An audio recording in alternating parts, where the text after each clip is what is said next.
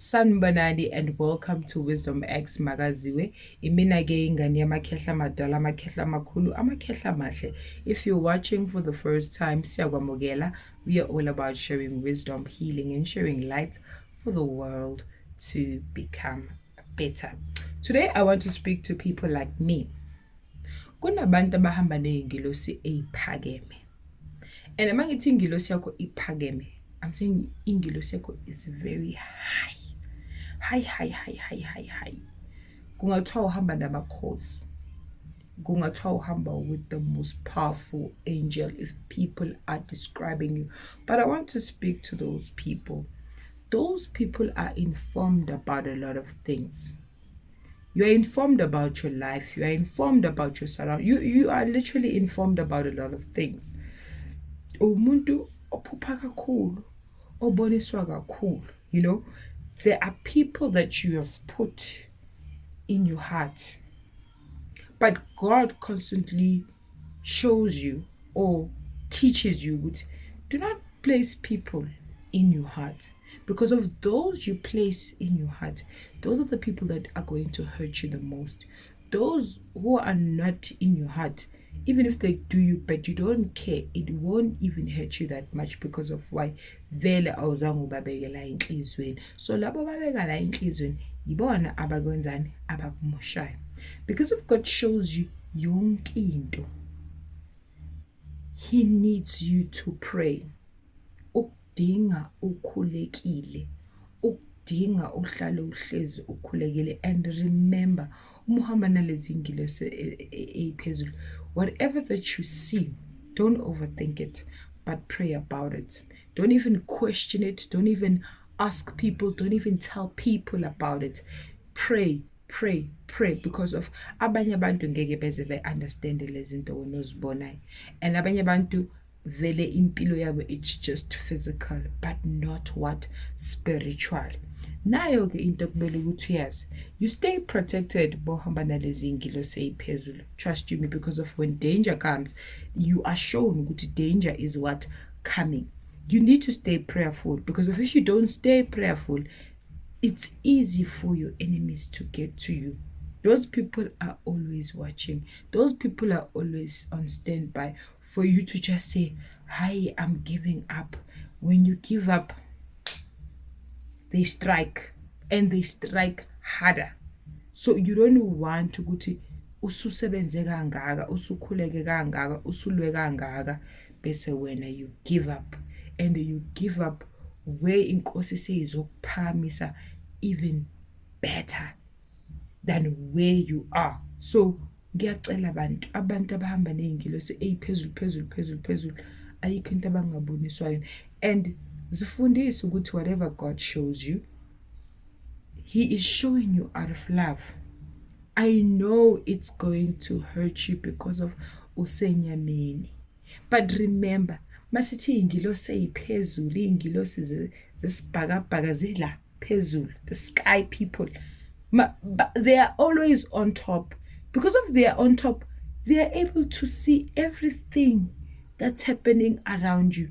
They can see who's coming with good intentions. They can see who's coming with bad intentions.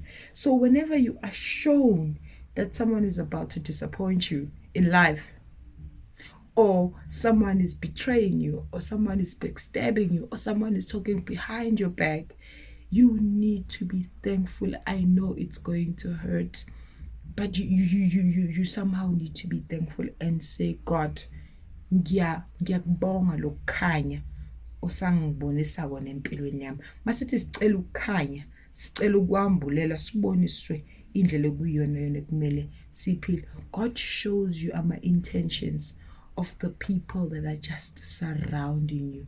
Are they pure? Are they genuine? Are they good? Bese uyabona ukuthi they're not pure, they are not genuine, they are not good. So why are you staying there in a toxic environment? And mese ngikubonisile, angifuni ukuthi utatazele at the same time or act in a different way. Be calm, be cool, be collected. Kodwa thandaza. And when you pray now, you are asking Him to continue to protect you, to continue to shine his light upon you and to make a way for you. Make a way for you. If kuzomela ukuthi usuke lapho or kuzomela ukuthi uyilo lempi unqobe, akakubonisa ukuthi what is the way forward, because of I know a lot of us abahamba nazo lezi ingilosi eziphezulu esibona yonke into, sometimes you become so frustrated, sometimes nje you become so worried ukuthi ngiyibonile into ekanje. And let me tell you something, mase umbonile ukuthi umuntu nje uyakubhedela, uyakusmilela, but behind the scenes akakusmileli. It's difficult to even pretend. You distance yourself. I mean, lo moya engihamba nawo, lo moya ongiphethe won't allow me to stay in that particular space zone. I will just move away because of that's the best thing I can do. Ingilosi ziyachela endaweni engcolile, or in a toxic space, or in a place where there's no good intention, in a space where kungekho right. Ingilosi zezulu ezimhlophe ziyachela. Unokubona noma ungasahambi kahle, uyakhala uthi hey, angisawabona amaphupho ami. Are you praying? Are you doing the things that you used to be doing? No. Ungasayenza izinto ezi-right. So nengilosi yenzani? Imele eceleni. Very far from you, just to see ukuthi uzokhona na all alone, wena uwedwa, wena uyi-one. So ngiyanicela abantu, stay prayerful, hlala uhlezi ukhulekile, wena ohamba nengilosi ephezulu ekubonisa yonke into. Whatever that you shown, keep it to yourself.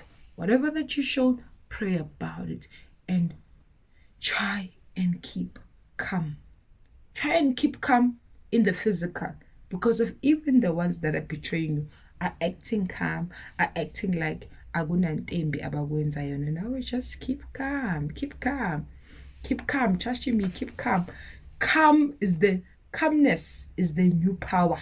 So now when you just be calm and qhubeka nempilo, kodwa uhlala uhlezi wazi ukuthi you are protected.